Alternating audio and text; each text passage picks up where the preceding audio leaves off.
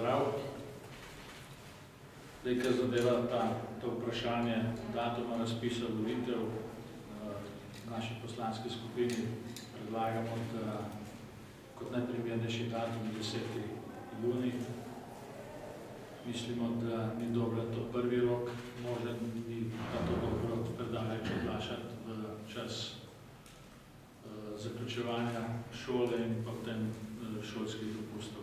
Tako da menimo, da je to optimalen datum za razpis teh volitev.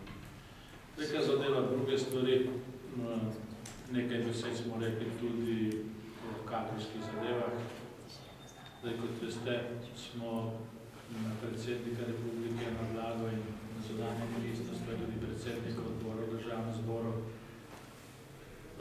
naslovili predlog, da se ne nadaljuje s postopkom imenovanja veleposlanikov.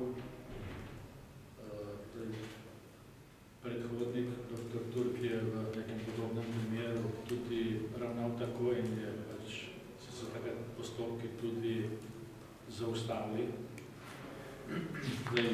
Kot razumem, je v tem primeru problem, ker je predsednik republike dal že predhodno soglasje za vse te kandidate, postopki so stekli januarja.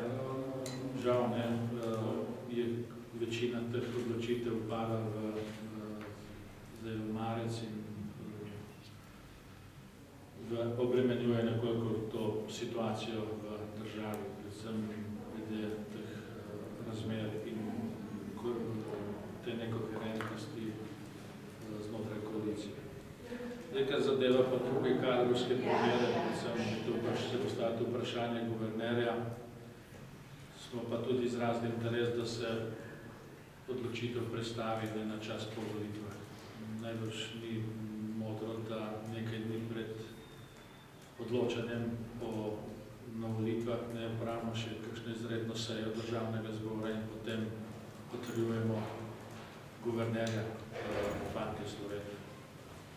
Jaz mislim, da bo tudi pri ostalih prevladalo to mnenje in da so do postopki peljali tako, da se te ključne odločitve, ki so povezane z institucijo, se pravi z Banko Slovenije, pravi takrat, ko bo znana tudi nova politična sestava državnega zbora.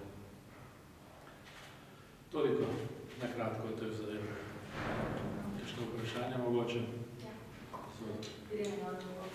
Mene zanima, v bistvu bi vas prosila za komentar na včerajšnjo izjavo gospoda Mateja Tonina, ki je rekel, da se mu zdi najverjetnejša koalicija prihodnja Lista Marjana Šarca, SDS in NSI, da bi v tem primeru imel on več možnosti, da bi bil mandatar oziroma premijer kot pa Janez Janša. Kaj se misli?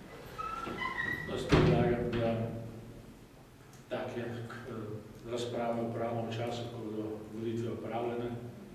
Ponavadi dobi prvo priložnost za sestavo vlade tisti, ki je relativni zmagovalec. In takrat po 10. juniju bo to jasno